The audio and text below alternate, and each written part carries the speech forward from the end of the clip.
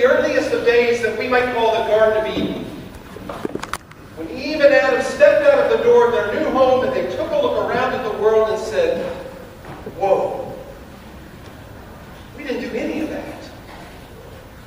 Can you imagine an experience like their own? Finding yourself in that primordial garden surrounded by the lush and verdant growth of green vines and stalks, the explosion of colors from blossoms and flowers of every kind. Imagine the hydrangea and the wisteria, the roses and the tulips, the hosta and the hibiscus, endless beds of fern and creeping ivy. Not to mention the wild grasses or the wheat, the corn, the beans, the bright oranges and the deep crimson apples. And of course they would have to meet the weeds and the thorns as well. If you stop for just a moment and consider the wonder of this creation, really, it can give you pause. It can quicken the breath and make you just say, wow, this is scary and awesome. We've so harnessed and engineered the offspring of those more original and wild floral ancestors of the current residents of the planet that it's easy to forget sometimes that we really didn't put them here to begin with. And we didn't begin the cycles of the seasons that bring all of it to life, and to death, and to life again. And without us, plants will still grow, seeds still manage to be spread. Oh, maybe they're not spread in those nice little rows or in our perfectly planned gardens, but as Dr. Malcolm says in Jurassic Park, life finds a way. Sometimes we're sort of just along for the ride. Sometimes we grow what we expect. And sometimes we just got to hang on and see what it is that comes up. I always get a little bit, actually I get a lot of a feeling of awe and wonder that's apparent in the natural world every time I step into a place of worship. Every time I encounter a group of people whose purpose is to plumb the spiritual depths of the mysteries of life and death. I have a friend with whom I traveled a bit, and she once told me how much she enjoyed watching as I entered a church building for the first time, slowly taking it all in, moving just a bit to this side or to that side to get a different line of sight, looking for the way that the altar is placed, or the way the light diffuses from the windows, looking to see where the dust is settled, or hoping to see where the derrieres and the pews have brushed it away on a regular basis, right? In the presence of the worshiping people. I observe these things. When I enter a community of faith, when I experience that awe, that wonder of a people at worship and a place for worship, it's then that I know Jesus is telling the truth. The kingdom of God is as if someone would scatter seed on the ground and would sleep and rise night and day, and the seed would sprout and grow. She does not know how. We are like a garden filled with all kinds of life. We're funny looking. We're beautiful. We're surprising. We're disappointing. We're fast growers. We take our time. We sit quietly. Or we sing to the heavens. Sometimes we sprout in fine and orderly rows. Sometimes we spread like the tangled brambles of a thorny patch that given time, may just bless us with a harvest of sweet blackberries. None of us here made Trinity Church come to be. All of us here make Trinity Church come to be. I'm going to say it again.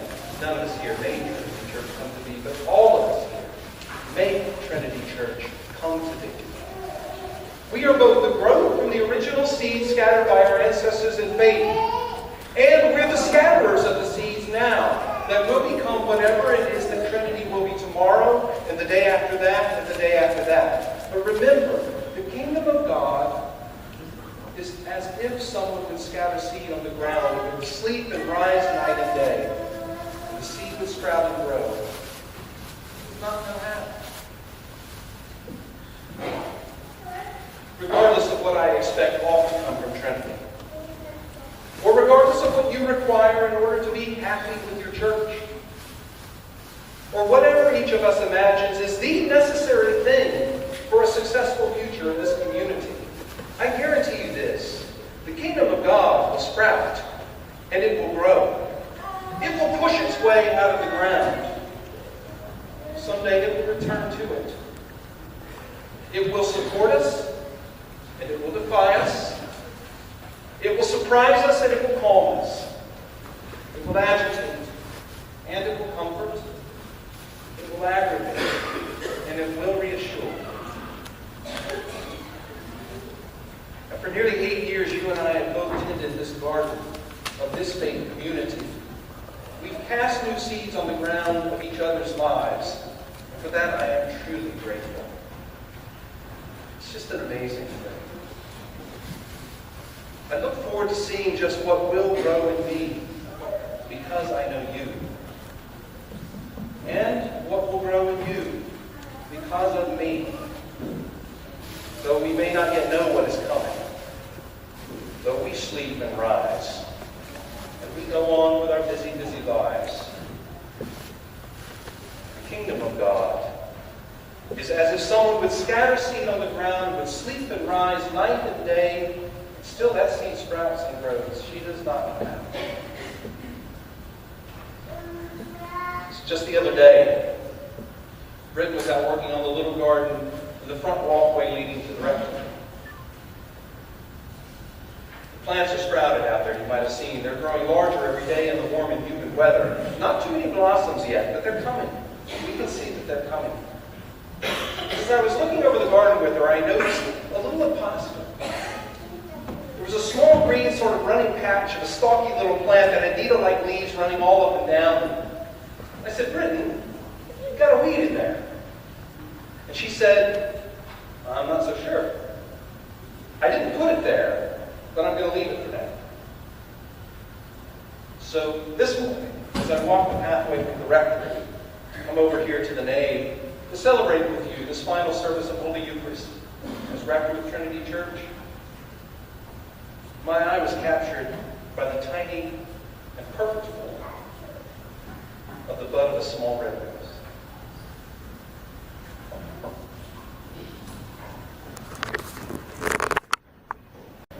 It is now my intention to continue service in Christ's one holy Catholic and Apostolic Church as rector of St. Stephen's Church in the city of Edina, Minnesota.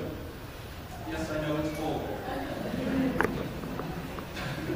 I go there ready to share the experiences of nearly 8 years of ministry and faithfulness with you, the members and friends of Trinity Church, to whom I will always be grateful for this time and sharedness. It has been an earnest blessing and an earnest challenge. Times of good, times of bad. This is a magnificent. I need to return now to the Lord and some of the symbols of leadership in the life of the church.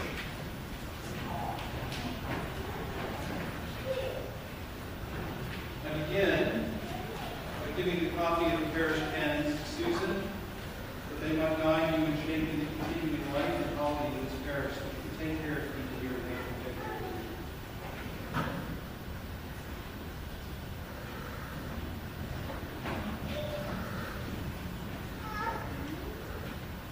I went and found the biggest Bible. Joe made this Bible so it to inspire you and others who believe this parish, and you all to great faith and service in God's kingdom. Vigil and Cassidy.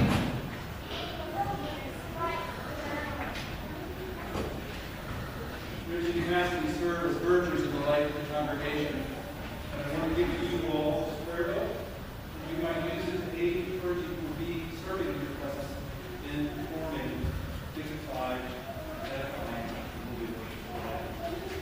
That's the church. Anne-Marie, over here, has something to leave with you as well.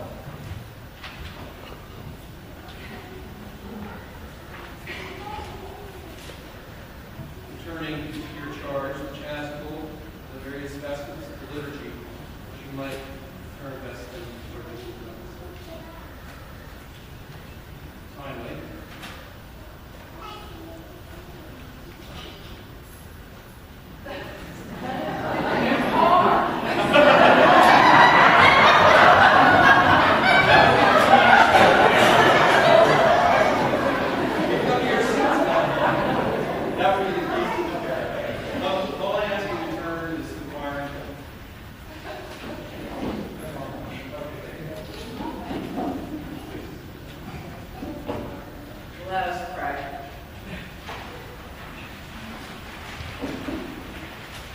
Oh God, you have bound us together for a time as priesthood equals to work for the advancement of your reign on earth in this place. We give you humble and hearty thanks for the ministry which we have shared. Thank you for your patience with us. Thank you for your forgiveness and mercy. Especially we thank you for your never-failing presence with us through these years and for the deeper knowledge of you, each other, and the one we serve. We thank you for ministries through the years with ABC and TCPN and the Chester Esau, and St. Mary's Church Food Pantry, and with IHN Family Promise. Thank you for those who have been joined in this part of Christ's baptism, confirmation, and marriage. Thank you for opening the hearts and minds of children and young people. Together with them, might be fed by your sacraments. We thank you for the care of families and elders. And we pray for those whom we have loved, whose lives we have celebrated, and whose spirits live with you in eternity. Now we pray with those who leave with us to stay. Grant that all of us, drawing ever nearer to you, may always be close to each other in the communion of your saints. All this we ask for the sake of Jesus Christ, your Son, our Lord. Amen. Amen. Would you all please stand? Peace be to the Lord, and always with you. With you.